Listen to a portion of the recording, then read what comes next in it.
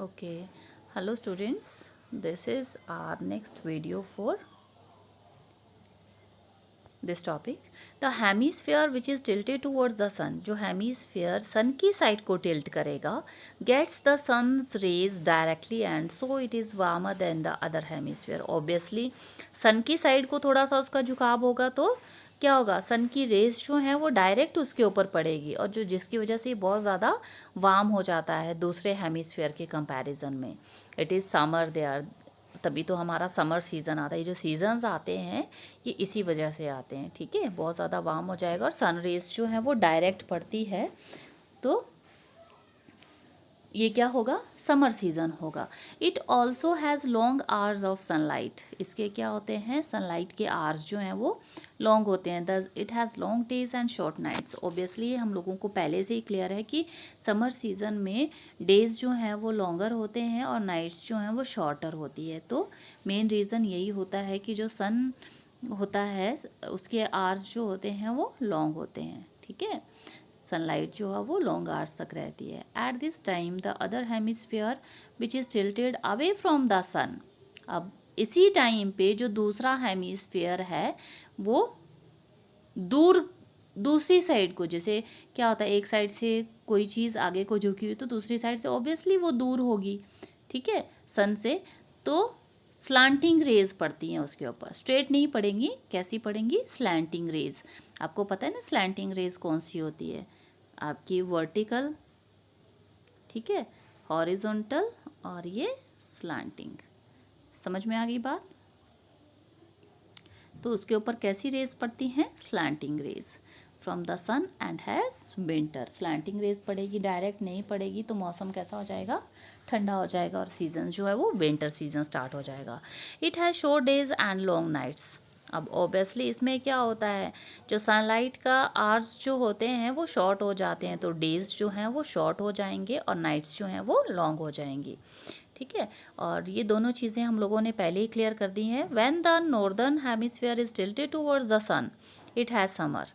ठीक है, northern hemisphere अगर टिल्ट करता है सन की साइड को तो पूरी सनरेज जो वो डायरेक्ट उसके ऊपर पड़ेंगी तो समर सीजन आएगा.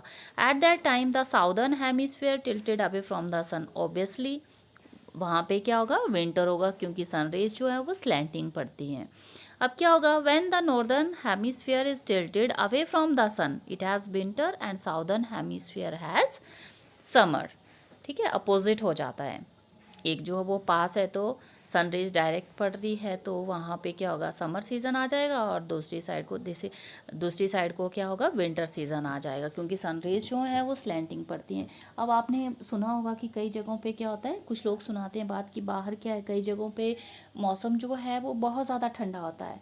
ठीक है, कई जगहों पे क्या होता है, मौसम एकदम गर्म होता है और कई जगहों पे मौसम एकदम नॉर्मल सा, ना कोई गर्मी ना कोई सर्दी. ठीक है, तो वो सिर्फ अर्थ की जो अर्थ जो है वो अपनी एक्सिस पे कितना टिल्ट कर रही है, कहाँ पे है, किस पोजीशन पे है, it all depends on that.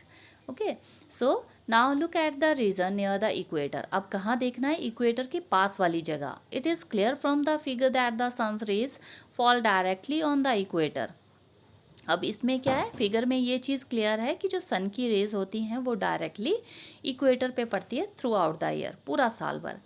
ठीक है, therefore the equator has equal days and equal nights of about 12 hours each. इसलिए इक्वेटर पे क्या होता है, डेज और नाइट्स, मतलब इक्वेटर के पास वाले एरियाज़ में डेज नाइट जो होते हैं वो इक्वल होते हैं, 12 आवर्स के होते हैं.